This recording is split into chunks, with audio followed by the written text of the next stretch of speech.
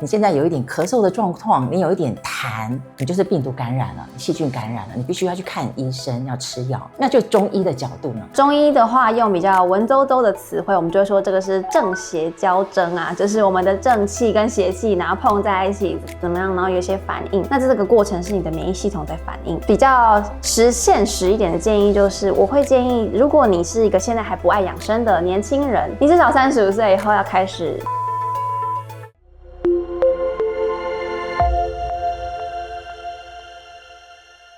随着季节变化，各种过敏性疾病会有着不同的症状。我们该如何辨识这些过敏性疾病的症状，了解它们的起因，如何做最有效率的防治？就让我们和蒋之云中医师一起来探讨季节性过敏。台湾是海岛型气候，尤其是在季节变迁的时候，很多人经常都会有类似感冒的症状，是不是？其实它是一种过敏现象，因为刚刚你说到台湾的气候的关系，确实，尤其像在北部很湿冷啦，湿度比较高的情况下，过敏就比较有可能发生。那用现代的说法就是有细菌病毒碰到了，那我们感冒，所以我们在外感会有外感的脉象。那除了这个以外，大家可以去分辨比较简单的，就是说它们规律。像有些人会说我春天秋天就是会咳嗽，这个我们就比较觉得比较像是过敏的状况，或是有些人是早上起来打喷嚏，早上起来流鼻水，鼻水共劳，就是一直流，中午就没事了，这个就比较像过敏。但如果你有同时，比如说有发烧，你头痛、关节、肌肉好痛，然后有其他比较像感冒的症状，那我们就会怀疑可能有感冒。以中医来说，我们在治疗的时候并没有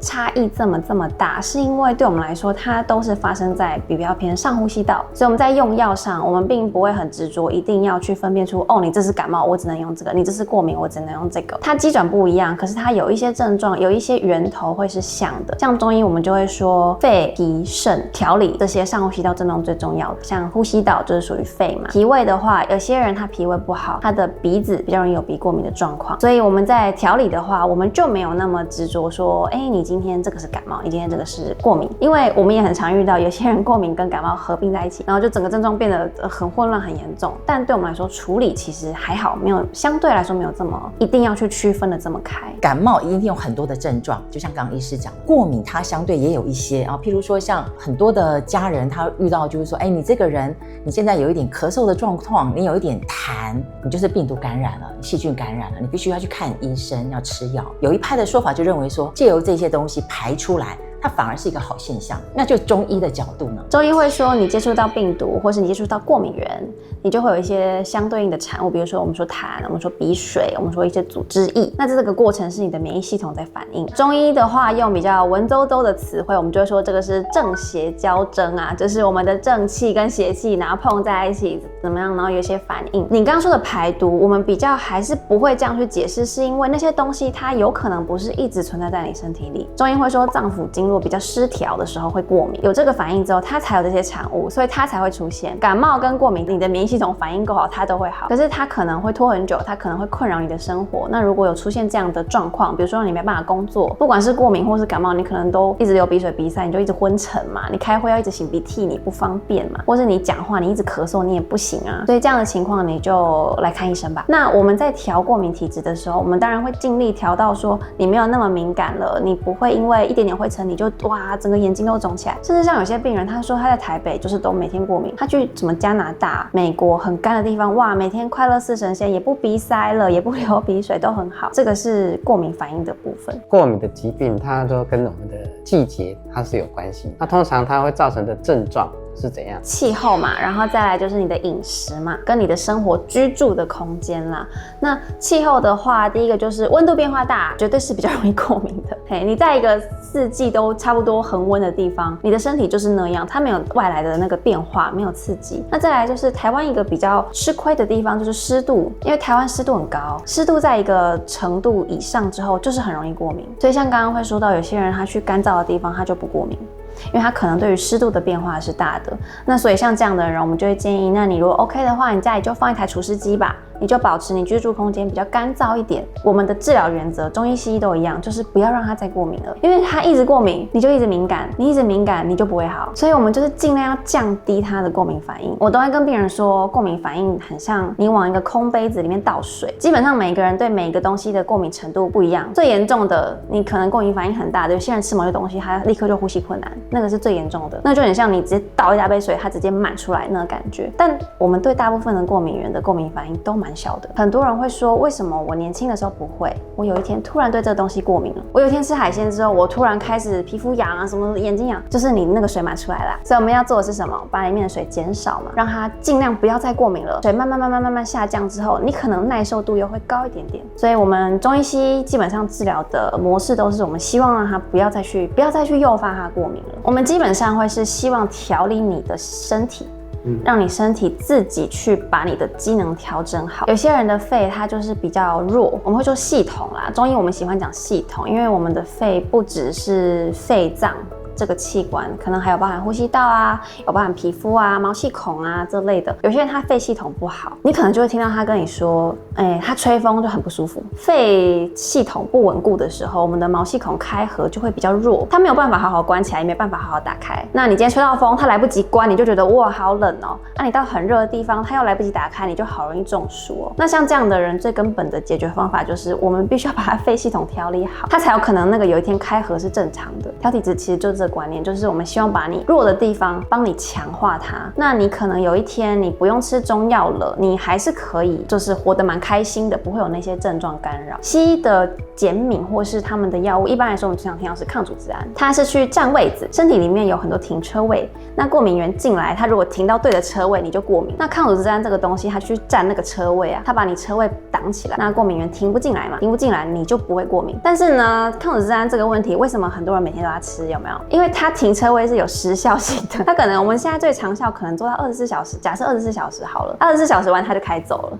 所以你又开始过敏。我必须说，中医在治疗过敏，它是需要时间性的，它跟感冒不一样。我们处理感冒很快，就是感冒我们可以看你是怎么感冒的，你是比较偏热性的，比较偏寒性的，你是受风寒了，还是你是自己身体虚弱，我们可以去找，然后去下药，很快。但是过敏我们会需要调整，调体质通常都是蛮慢的。所以在调体质的过程需要配合饮食吗？饮食跟居住空间，尤其是过敏的人啊，什么冰的不要吃啊，什么那个大家都老生常谈了。我想说的是，有一个很重要的是，精致的糖一定要少吃，尤其是如果你家里有小朋友，越晚让他吃精致的糖类是越好的。因为精致的糖类现在就是发现，你只要很爱吃那些精致甜食、奶茶啦、蛋糕、饼干，哇，那过敏都不会好，他就一直过敏，一直过敏，一直过敏。精致的糖类，如果家里有宝宝，他还没有开始爱吃甜的，一定越晚让他吃是越好的。传统上我们还是会希望，如果你是过敏的人，你冰饮还是少喝一些会比较好一点。他小时候他的过敏反应可能是气喘，青春期之后，这个就好了。这大概是什么样的原因呢？这个就是我们用现代医学大家比较听得懂的方式，就是这个是荷尔蒙的变化。我们一般会说，人有几个时期，你的荷尔蒙会剧烈变化。那我们有几次大的机会，青春期，因为你看你变身嘛，然后你长高嘛，然后你开始有性征这类的，它的荷尔蒙会有个剧烈变化，所以你有机会在那时候一转，就比较好。那女生还有第二次机会，生小孩，怀孕生小孩的时候，荷尔蒙变化也会非常剧烈，所以很多妈妈会说，我生前生后是不一样的人哦，好像有变好也有变坏，也有不变的啦。第三个就是男女都会面临到的，其实是更年期那个时候，女生会多一个生产嘛，那男生可能就会在是更年期的时候，因为那时候我们会开始有些荷尔蒙浓度会掉下来，这3个时期会是体质脱胎换骨的时候。那我们平常的时机在调，我们就是慢慢调，所以会变成生活的习惯会很重要，因为你没有办法剧烈让你荷尔蒙变动，所以变成你只能用生活习惯去累积它，去调整。所以像你刚刚说的，就是有些人说青春期他有机会在那时候如果处理得好，他就不过敏的，是有的。那医师提到这个更年期，其实它是会有很多的你没有想到的症状，突然间就出现了。它其实是往下，不是往上走。那我们该怎么样去注意这一块？我们一般传统的观念，像中医也会说，7749嘛，49岁到50岁转更年期。其实男女都差不多，在50-60岁的时候，男生也会在可能60岁的时候开始会有一些前列腺、射护腺这样子的问题。我们一般在35岁到40岁的时候，身体其实就开始要准备他为这个东西准备。很多人他不是在更年期的时候才有一些症状跑出来，他会在30代后半，他就开始有一些莫名其妙的事情发生，开始睡不好啦，开始月经怪怪的，还是会来哦，月经都来，可是就开始经痛了。以前不经痛，现在经痛；以前不过敏，现在过敏；以前不头晕，现在好晕，好容易就跟先生说啊，我今天不知道为什么就好晕。比较现实一点的建议就是，我会建议，如果你是一个现在还不爱养生的年轻人，你至少35岁以后要开始真的要认真养生了，因为那个是为了你大概50岁以后的日子的品质在做准备。在你50岁的时候，你更年期来的时候，少辛苦一点点，还是会有变化，再怎么样都会有变化。生命有它的时序嘛，所以我们什么时期会有什么样的状况是很正常的事情。我们只是需要在现在这个比较多环境毒素的年代，我们需要在那个时机来之前，我们先准备好。有一个小小的，我会很建议大家的是，台湾人很喜欢用塑胶袋装食物，我非常不建议。我们现在乳癌的人蛮多的，这件事情大家一定要很小心。虽然说现在塑胶袋都很厉害，都可以装到什么100-200度，但是我是非常不建议用塑料袋去装食物，这个一定要很小心，因为这个就是日积月累，你一直吃，老实说就是一直吃塑化剂进去。很多人会很排斥吃西药啊，说啊我吃西药吃中药吃到肾都坏掉怎么样？可是你平常都在吃那些塑料袋装的热汤热食的时候，其实也是都把毒素吃进去。那我们平常的生活习惯或是饮食，应该怎么样来做好这个保养，才可以避免以后比较少的这个问题？我们很常在诊间遇到啊，像妈妈带那种小朋友来，他好难改他的饮食哦，他就是好喜欢吃甜的，你不给他吃甜的，他就心情不好，他会很暴躁。我们的味蕾啊，我们的味觉啊，应该说我们的味觉在吃加工的食物的时候，因为他们都很刺激，加工食品的厂商他一定要把食物做得很刺激，跟你会一直想要吃。你会发现健康的东西你不会一直想要吃，但是零食你会一直想要吃。原型的食物我们在吃进去的时候，基本上它不会有太严重的危害，但是加工的食品吃进去，就是它会改变你的饮食习惯，还有我们前面可能有讲到肠道菌的东西，它也会改变你的肠道的菌相。现代的医学研究也很多会说，其实肠道菌跟过敏是有关系的。如果有在研究中医养生的长辈会知道说，我们经络很常说肺跟大肠是相表里，它们是一对的。为什么呢？你的大肠状况不好，你的肺系统就会受影响。所以这其实跟现代医学是一样的，就你肠道菌不好，你的呼吸系统也不会好。一直希望洗脑大家的时候，一定要吃原型的东西，就是你要养成一个健康的肠道，那你这些过敏啊、这些疾病啊，它就比较不会这么常发生。那这个是平常我们居家必须注意在饮食的部分。那中医呢，它的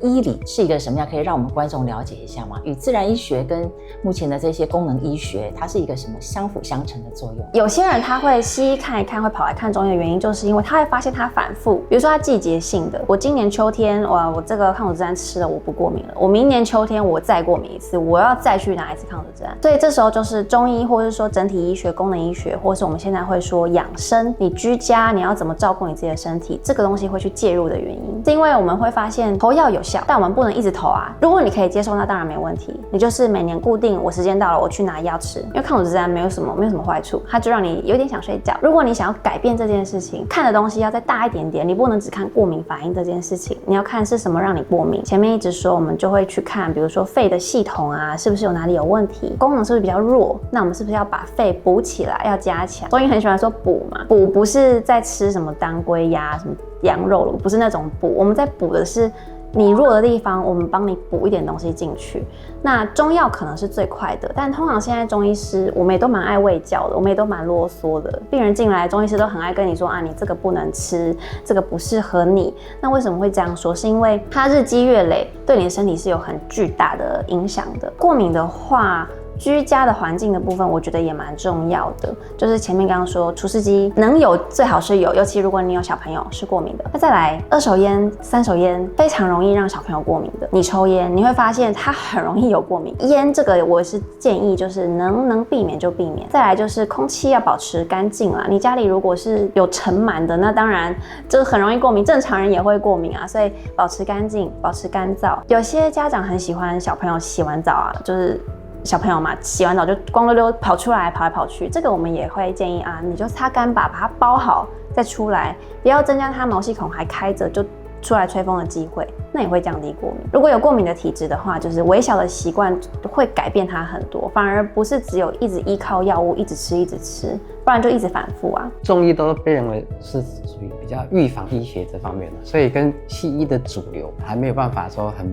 很 match 的。那现在有什么进一步的说比较可以做一个整合性的一个治疗？现在大部分的医师，除了你说像外科手术那样子的比较特别的项目，大部分的医师其实都会有比较像整体医学的概念，我们都会卫教。现在医师对我们来说，卫教是很重要的事情，因为我们也不希望你一直回来都没有好。那这样到底是你不好还是我看不好？我们也搞不清楚，所以我们会希望卫教，用卫教去让你看个几次，疗程结束之后，你可以自己掌控你自己身体的状况。小的问题，基本上中药西药一定都有办法解决。只是看你喜欢什么样的模式。那现在如果像是外科那类的，那我们当然还是会建议，我们就往医学中心去，比较安全。这样比较有趣的是怪病，我们很常遇到像是治不好的，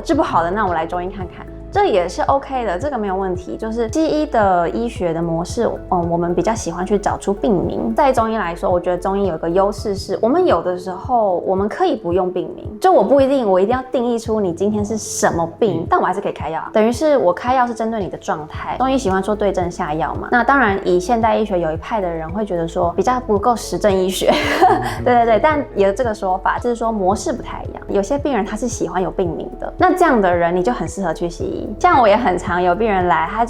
他希望我给他一个诊断，我说那你去检查，我还是可以开药给你哦，没有问题，因为你检查你会获得一个病名。那有些人获得诊断他心安啊，我知道我什么问题嘛，我要吃中药西药，我们都很 free 啊，你要怎么解决这都可以处理啊。像胃食道逆流，有些人他就是需要去照胃镜，他要确诊胃食道逆流，他才觉得我是胃食道逆流，我才愿意治疗。你就当然很适合去做检查，因为你会获得一个很明确的诊断。但像中医，有的时候胃食道逆流，我们一个胃食道逆流有很多成因嘛，那你不同的成因，我们开药又不一样啊，所以我就也没有办法很明确跟你说，哦，你是胃食道逆流，可是